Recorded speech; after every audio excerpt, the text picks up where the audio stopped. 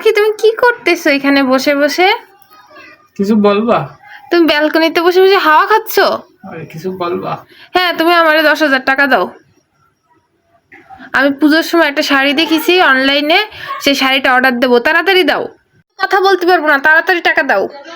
টাকা দাও। কি মাগনা নাকি? টাকা ইনকাম করা লাগে না? না যাও নিজে ইনকাম করে তারপরে কেন।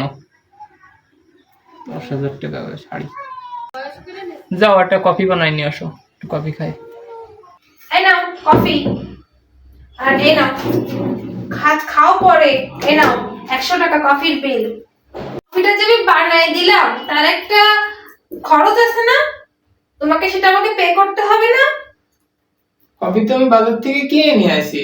কিনে নিয়ে আসছো, তোমাকে এটা বানাই দিছি, সুন্দর করে সার্ভ করে দিছি, দাও 100 টাকা দাও। এটা ফ্রি না, 100 টাকা দাও। অনু ধরো শার্ট দুটো একটু আয়রন করে দাও, বাইরে যাবো তাড়াতাড়ি। দাঁড়াও, এ নাও আয়রন করে দিছি। দাঁড়াও, এ নাও 100 টাকা বিল। কিসের 100 টাকা? শার্টটা যে আয়রন করে দিলাম। এটা কি দোকান থেকে আয়রন করাইছি নাকি যে 100 টাকা দিব?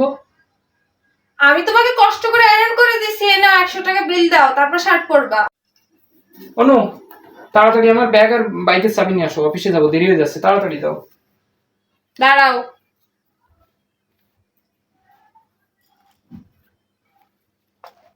এই নাও তোমার ওয়ালেট আর বাইকের চাবি আর হেলমেট বাইকের সাথে আছে। দাঁড়াও,